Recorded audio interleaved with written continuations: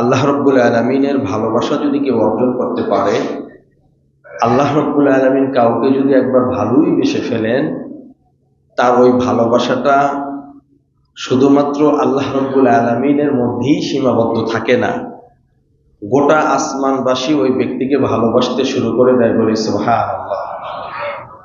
আবার শুধুমাত্র আসমানই সীমাবদ্ধ থাকে না, যখন আসমানবাসীরা ভালোবাসবে ওই ব্যক্তিকে জমিনবাসীরাও কি করেন, ভালোবাসতে শুরু করে দেয়, বলে সুবহানাল্লাহ। মুসলিম শরীফের হাদিস, প্রিয় নবীজি সাল্লাল্লাহু আলাইহি ওয়াসাল্লাম ইরশাদ করেন যে আল্লাহ তাআলা বলেন যে ইযা আহাব্বা আবদান দাআ জিবরিল। ইযা আহাব্বা, যখন আল্লাহ তাআলা ভালোবাসেন আবদান, কোন বান্দাকে, দাআ জিবরিল, জিবরিল আমিনকে ডাকেন, কাছে ডাকেন এবং বলেন দাআ জিবরিল, ওই ব্যক্তিকে ইন্নী উহিব্বু ফুলানান ফাহবিবহু, যে ওহে জিবরিল, আমি অমুক ব্যক্তিকে, নাম ধরে একেবারে জিবরিল আমিনকে আল্লাহ তাআলা বলেন আমি অমুক ব্যক্তিকে ভালোবাসি, ফাহবিবহু, তুমিও তাকে ভালোবাসো। ফায়ুহিব্বুহু জিবরিল, অতঃপর জিবরিল আমিনও তাকে ভালোবাসতে শুরু করে দেন, বলে সুবহানাল্লাহ। এই জিবরিল আমিন ভালোবাসার পরে তিনি কি করেন, সুম্মা ইউনাদি ফিস সামা, নাদা ইউনাদি অর্থ ঘোষণা করে দেওয়া, এলান করে দেওয়া। এই জিবরিল আমিন গোটা আসমানবাসীদের মাঝে এলান করে দেয়। কি এলান করে দেয়? যে ইন্নাল্লাহা ইউহিব্বু ফুলানান, আল্লাহ তাআলা অমুক ব্যক্তিকে ভালোবাসেন, ফাহিব্বুহু, ওহে আসমানবাসীরা, আমার কলিগরা, তোমরাও ওই ব্যক্তিকে ভালোবাসো। ফায়ুহিব্বুহু আহলুস সামাই থুম্মা ইউদউ লাহুল কবুলু, থুম্মা ইউদউ লাহুল কবুলু ফিল আরদ। অতঃপর আসমানবাসীদের এই ভালোবাসাটার রেশটা পৃথিবীর জমিনেও ছড়িয়ে পড়ে, বলে সুবহানাল্লাহ। অতঃপর পৃথিবীবাসীও তাকে কি করে, ভালোবাসতে শুরু করে দেয়।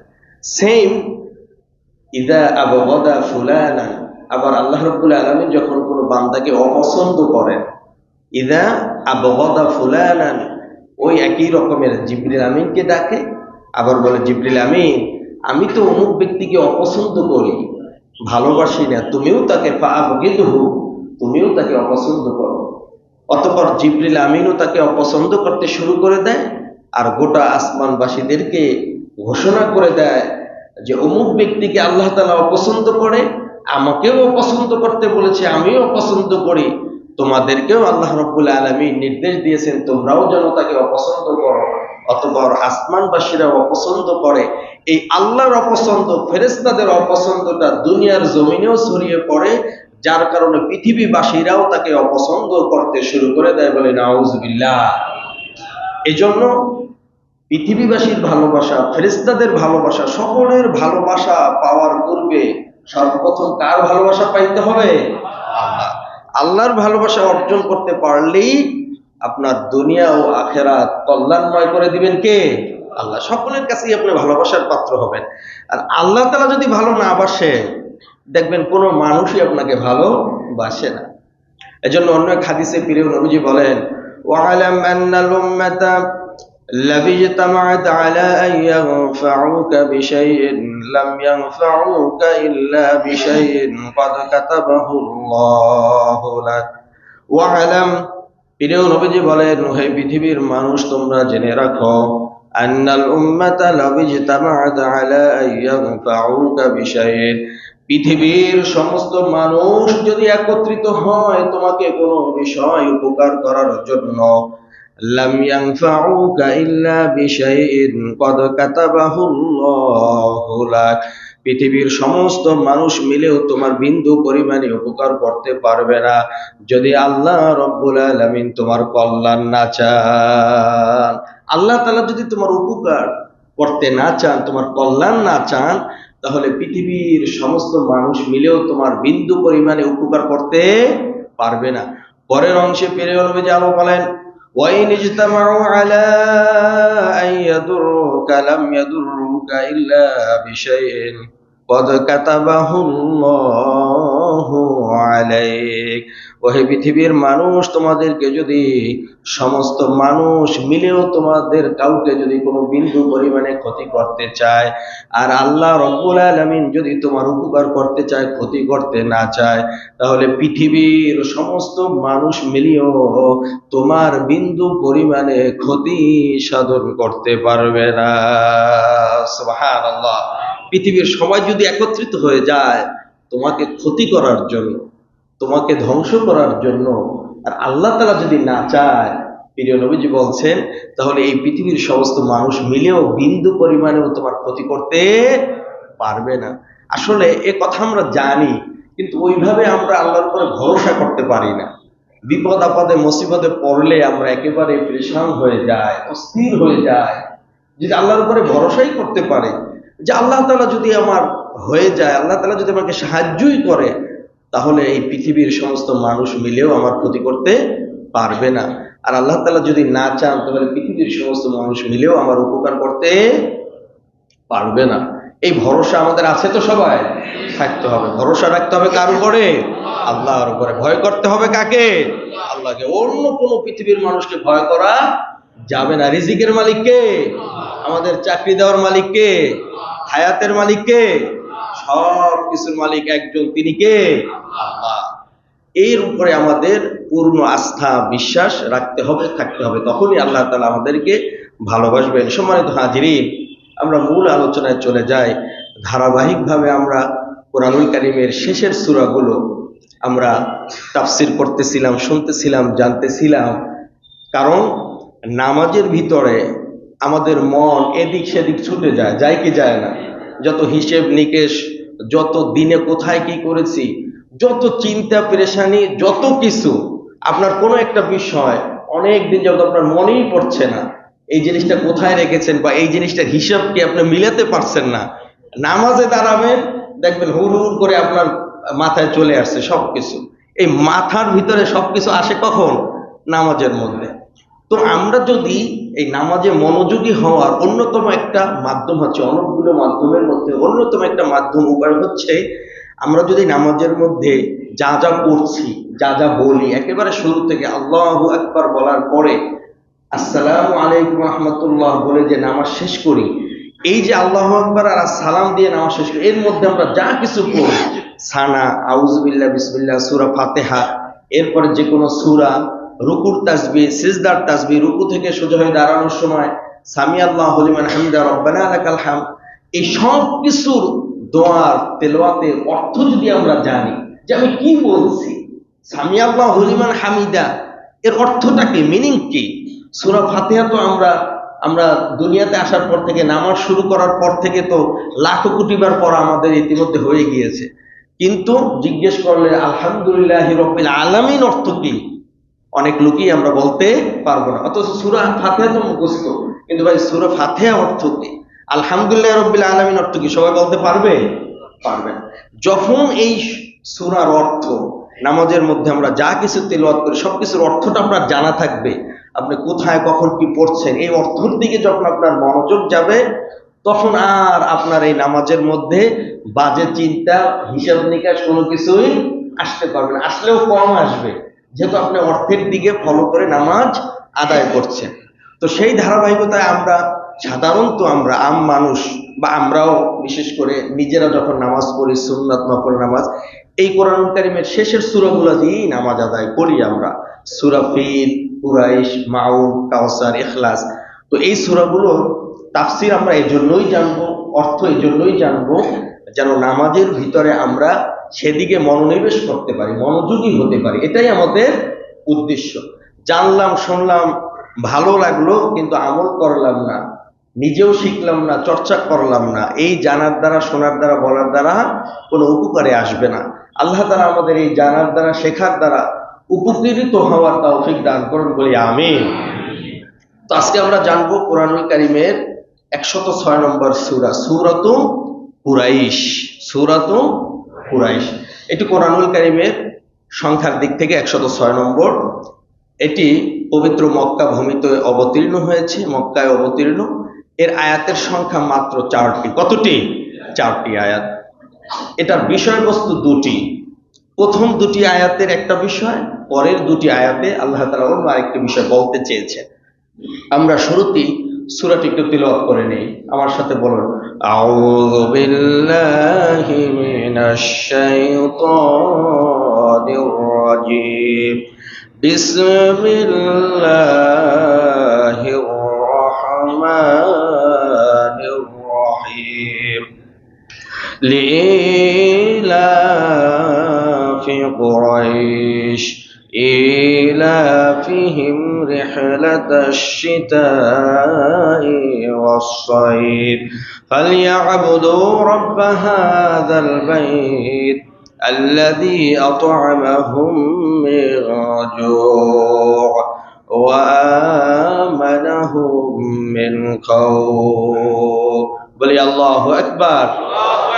আল্লাহ রাব্বুল আলামিনের বাণী আমরা কি করলাম? তিলাওয়াত করলাম। সম্মানিত হাজিরিন, লিইলাফি কুরাইশ, লিইলাফ শব্দের অর্থ হচ্ছে আসক্তি। কুরাইশ, কুরাইশদের আসক্তি রয়েছে, আগ্রহ, প্রবল ইচ্ছা আগ্রহ রয়েছে। ইলাফিহিম রিহলাতা শীতায়, তাদের এই আগ্রহটা, ইচ্ছাটা, আসক্তিটা কিসের প্রতি? রিহলাতা শীতাই অসয়ীব। শীতায়ন শব্দের অর্থ হচ্ছে শীতকাল, সয়ীব শব্দের অর্থ হচ্ছে গ্রীষ্মকাল। এই শীতকাল এবং গ্রীষ্মকালে রেহলা শব্দের অর্থ হচ্ছে ভ্রমণ করা, ট্যুর করা, সফর করা। এই শীতকালে আসলে বিভিন্ন কোম্পানি, বিভিন্ন সমিতি, কল্যাণ সমিতি শিক্ষা সফরে বিভিন্ন ট্যুরে যায় কি যায় না? তো এই কুরাইশদের আসক্তি ছিল গ্রীষ্মকালে এবং শীতকালে ভ্রমণ করার, বাণিজ্যিক সফর করার। বছরের এই দুটি মাসে তারা বেশি সফর করতেন, ভ্রমণ করতেন। এ বিষয়ে আমরা বিস্তারিত আলোচনা সামনে জানবো কি কারণে তারা ভ্রমণ করতেন। তো প্রথমেই আল্লাহ তাআলা বললেন লিইলাফি কুরাইশ, কুরাইশদের আসক্তি রয়েছে কিসের প্রতি? ইলাফিহিম, তাদের আসক্তিটা হচ্ছে রেহলা ভ্রমণের প্রতি, শীতাই অসয়ব শীতকালে এবং গ্রীষ্মকালের ভ্রমণের প্রতি তাদের আসক্তি রয়েছে। ফালিয়াবুদু, তৃতীয় আয়াতে আল্লাহ তাআলা বলেন অতঃপর ফালিয়াবুদু রব্ব হাযাল বাইত, ফালিয়াবুদু আমরে গায়েবের সিগা, তারা যেন ইবাদত করে, রব্বা ওই রবের, প্রতিপালকের, হাযাল বাইত, বাইতুল শব্দের অর্থ হচ্ছে ঘর। এখানে কোন ঘর? কাবা ঘর।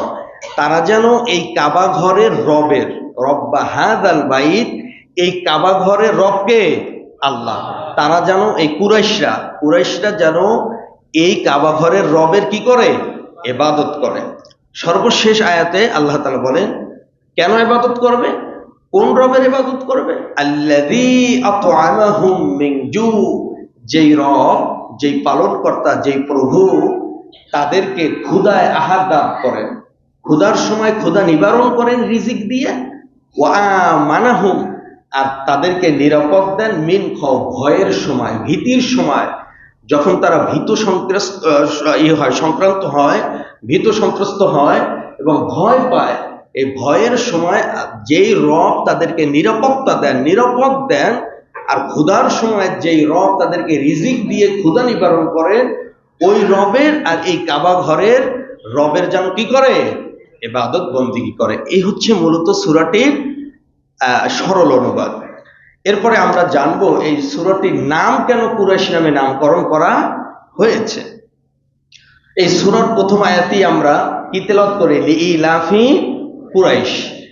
এই কুরাইশের আসক্তি, এই কুরাইশ সম্পর্কে আল্লাহ রাব্বুল আলামিন সংবাদ দিচ্ছেন, বা কুরাইশ সম্পর্কে এই সূরাটি আল্লাহ তাআলা নাজিল করেছেন বিধায় এই কুরাইশের নামেই সূরাটি কি করেছেন? নাজিল করেছেন। এই সূরায়, কুরআনুল কারীমের বেশিরভাগ সূরাই যেই শব্দটা নিয়ে, যেই বিষয়টা নিয়ে কুরআনুল কারীম আল্লাহ তাআলা ওই সূরার মধ্যে বেশি আলোচনা করেছেন, ওই শব্দটা, ওই আয়াতটা, ওই বিষয়টা দিয়েই আল্লাহ তাআলা সূরাগুলোর কি করেছেন? নামকরণ করেছেন। তো এই সূরায় আল্লাহ তাআলা কুরাইশ সম্পর্কে বলেছেন বিধায়, এবং কুরাইশ শব্দটা এখানে রয়েছে বিধায় এই সূরার নামকরণ করেছেন কি? এই কুরাইশ নামে।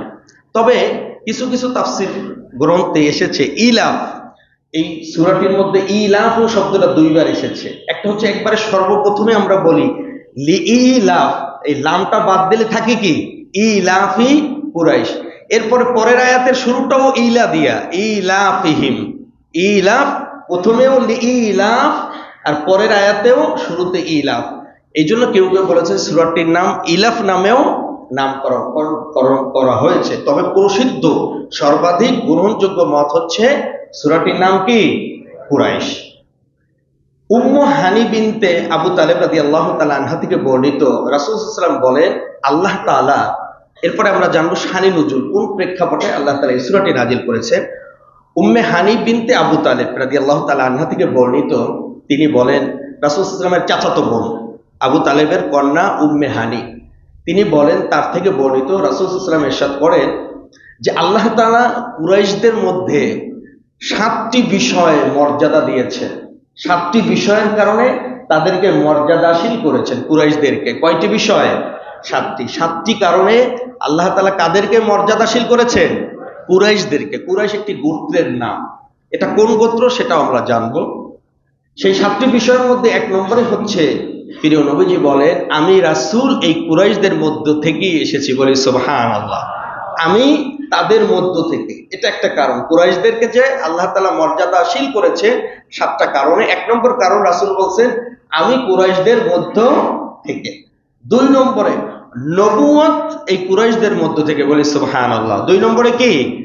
নবুয়তটা, অর্থাৎ রাসূল তো নবী হয়েছেন, এই কুরাইশদের মধ্যে আর কোনো নবী নেই, তো নবুয়ত তাদের মধ্যে, যার কারণে কুরাইশদেরকে আল্লাহ তাআলা কি করেছেন?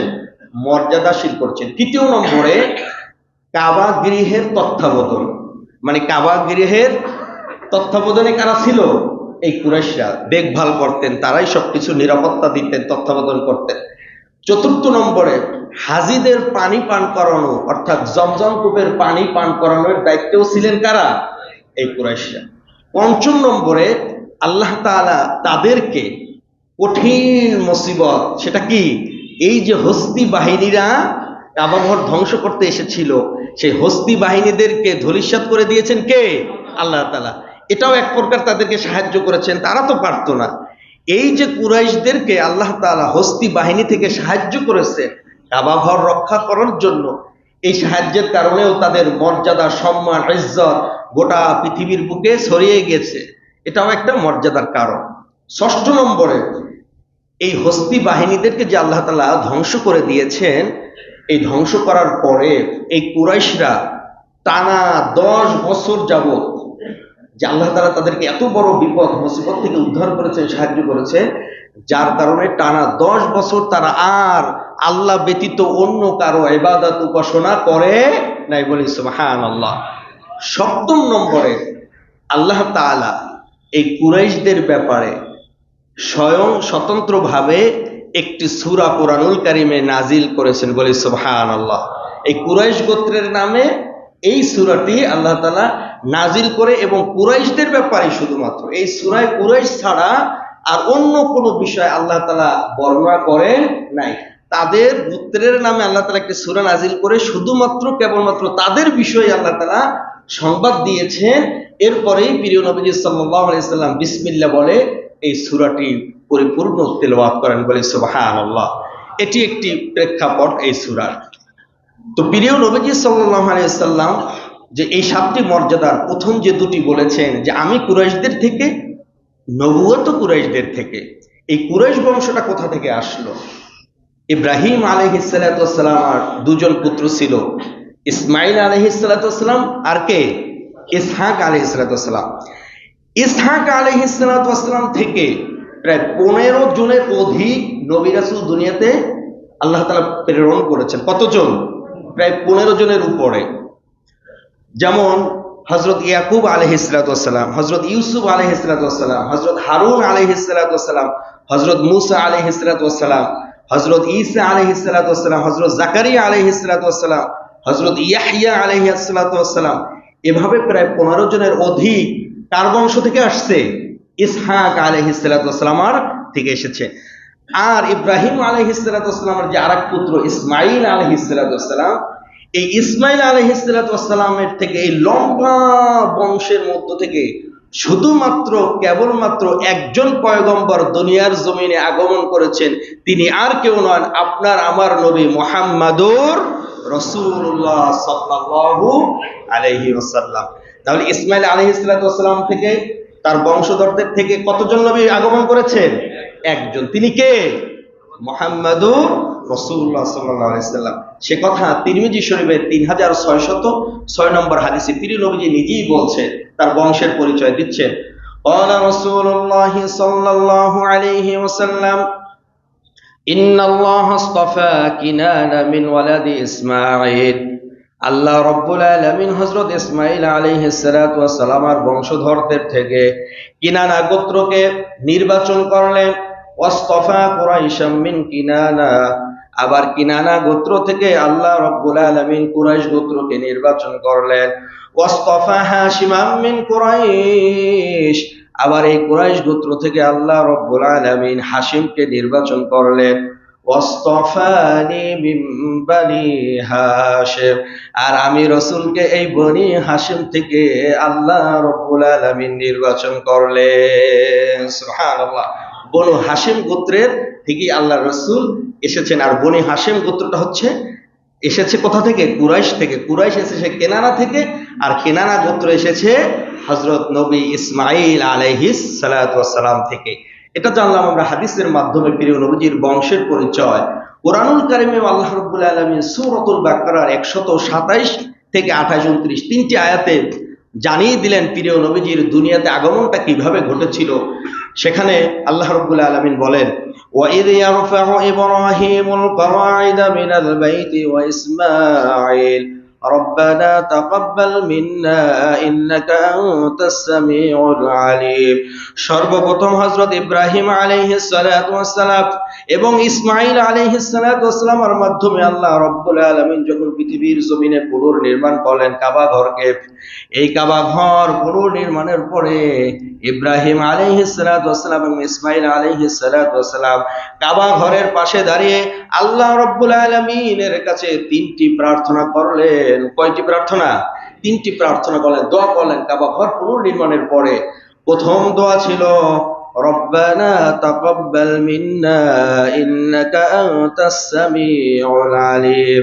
ওহে আমাদের প্রভু, হে আমাদের রব, আমার এবং আমার পুত্র ইসমাইলের পক্ষ থেকে আমাদের এই কাজটুকু, এই কাবা ঘরের যে পুনর্নির্মাণ, কাবা ঘরকে যে আমরা স্থাপন করতে পারলাম, কাবা ঘরের যে একটু খেদমত করতে পারলাম, ওহে আমাদের রব, আমার এবং আমার পুত্র ইসমাইল আলাইহিস সালাতু ওয়াস সালামের পক্ষ থেকে আপনি আমাদের এই খেদমতটুকু কবুল করে নিন। সুবহানাল্লাহ। এজন্য ভালো কাজের পরে আল্লাহর কাছে দোয়া করার দরকার আছে না নাই? কবুলের জন্য দোয়া করার দরকার আছে না নাই? সেটা ইব্রাহিম আলাইহিস সালাম, ইসমাঈল আলাইহিস সালাম দেখিয়ে দিয়েছেন যে কোনো ভালো কাজ করার পরে আল্লাহ রাব্বুল আলামিনের কাছে কি করতে হয়? মঞ্জুরির জন্য দোয়া করাতে হয়। 2 নম্বরের দোয়া, রব্বানা ওয়াজআলনা মুসলিমাইনি লাকা ওয়া মিন যুররিয়্যাতিনা উম্মাতান মুসলিমাতান লাক وأرنا مناسكنا وتب علينا إنك أنت التواب الرحيم ربنا واجعلنا مسلمين لك। এরপরে আল্লাহ রাব্বুল আলামিনের কাছে দোয়া করলেন, ওহে আমার রব, আমাকে এবং আমার পুত্র ইসমাঈল আলাইহিস সালাতু ওয়াস সালামকে আপনার আনুগত্যশীল আপনি বানিয়ে দিন। সুবহানাল্লাহ। মুসলিমাইন লাক, আপনার জন্য আনুগত্যশীল বানিয়ে দিন। শুধু আমাদেরকেই নয়, وَمِن ذُرِّيَّتِنَا أُمَّةً مُسْلِمَةً لَكَ, এবং আমাদের বংশধরদের থেকেও আপনি একটি জাতিকে আপনার আনুগত্যশীল হিসাবে আপনি নির্বাচন করুন। সুবহানাল্লাহ। আমাদের বংশধরদের থেকে একটি আনুগত্যশীল জাতি আপনি কি করেন? তৈরি করে দিন। ওয়ারিনা মানাসিকানা, আর এই হজের নিয়ম কানুন গুলো আপনি আমাদেরকে বলে দিন, জানিয়ে দিন। ওয়াতুব আলাইনা ইন্নাকা আনতাত তাওয়াবুর রহিম, আর আমাদের কোনো ভুল ত্রুটি হয়ে গেলে আপনি সেটা ক্ষমা করে দিন। ইন্নাকা আনতাত তাওয়াবুর রহিম, নিশ্চয়ই আপনি ক্ষমাশীল, পরম করুণাময়, অসীম দয়ালু। সর্বশেষ 3 নম্বরের দোয়া প্রার্থনা প্রিয় নবীজির জন্য ইব্রাহিম আলাইহিস সালাতু ওয়াস সালাম এবং ইসমাঈল আলাইহিস সালাতু ওয়াস সালাম করেছিলেন। কি দোয়া করেছিলেন? রব্বানা ওয়াবআস ফীহিম রাসূলাম মিনহুম হে আল্লাহ, পূর্বের আয়াতে যে ইব্রাহিম আলাইহিস সালাম বলেছিলেন আপনি আমাদের বংশধরদের থেকে একটি আনুগত্যশীল জাতি আপনি তৈরি করুন, সৃষ্টি করবেন, সেই আনুগত্যশীল জাতির মধ্যে আপনি তাদের মধ্য থেকে তাদের মাঝে একজন পয়গম্বর নবী প্রেরণ করবেন। ইয়াতলু আলাইহিম আয়াতিকা, যেই নবী, যেই রাসূল, যেই পয়গম্বর আপনার কোরআনুল কারীমের আয়াতগুলো তাদেরকে তেলাওয়াত করে শোনাবেন। ওয়া ইউআল্লিমুহুমুল কিতাবা, এবং এই কোরআন তাদেরকে শিক্ষা দিবেন। ওয়াল হিকমাতা, হিকমা শিক্ষা দিবেন। ওয়া ইউযাক্কিহিম, আর মানুষদেরকে যেই নবী, যেই পয়গম্বর পরিশুদ্ধ করবে, এমন একজন নবী, এমন একজন পয়গম্বর ওই আনুগত্যশীল জাতির মধ্য থেকে আপনি নির্বাচন করুন। সুবহানাল্লাহ। এই যে দোয়া, এই দোয়ার ফসল হচ্ছে আপনার আমার নবী মুহাম্মদুর রাসূলুল্লাহ সাল্লাল্লাহু আলাইহি ওয়াসাল্লাম। ওই যে কাবা ঘর নির্মাণের পরে ইব্রাহিম আলাইহিস সালাম, ইসমাইল আলাইহিস সালাম দোয়া করেছিলেন যে তাদের, ইসমাইল তখন ছিল সেখানে, ইসহাক তখন সেখানে ছিল না, এই ইসমাইলের বংশধরদের থেকেই যেন আল্লাহ তাআলা একজন নবী নির্বাচন করে, আল্লাহ তাআলা তাদের সেই দোয়া কবুল করে, সেই তাদের বংশের ধারাই এই আমাদের নবীকে আল্লাহ তাআলা প্রেরণ করেছে। সম্মানিত হাজিরিন, এই লিইলাফি কুরাইশ ইলাফিহিম রিহলাতাশ শিতাই ওয়াস সাইফ, এই সূরার 4টি আয়াতের প্রথম 2টি আয়াতের বিষয়বস্তু এক। আমি বলেছিলাম শুরুতেই যে সকল তাফসীরগণ একমত যে অর্থ এবং বিষয়বস্তুর ভিত্তিতে, অর্থ, এই সূরাটির অর্থ এবং বিষয়বস্তুর ভিত্তিতে সূরা ফিলের সাথে, পূর্ববর্তী সূরা ফিলের সাথে এই সূরা কুরাইশের একেবারে সম্পর্কটা খুব গভীর, মিলে যায় অর্থের দিক থেকে এবং বিষয়বস্তুর থেকে। এ ব্যাপারে সকল তাফসীরকারগণ একমত।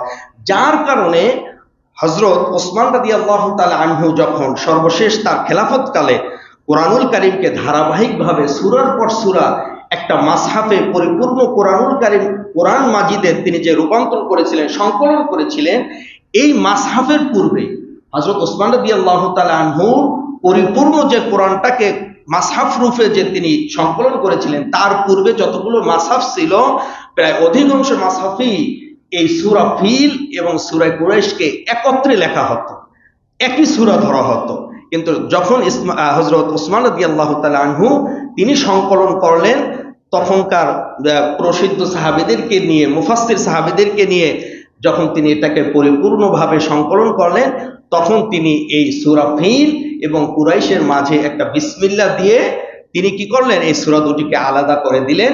এবং তখনকার সময় সকল মুফাসসিরিন সাহাবীরাও এ ব্যাপারে ইজমা হয়েছে, একমত হয়েছে যে না, এই সূরা দুটি সম্পূর্ণভাবেই আলাদা করা উচিত।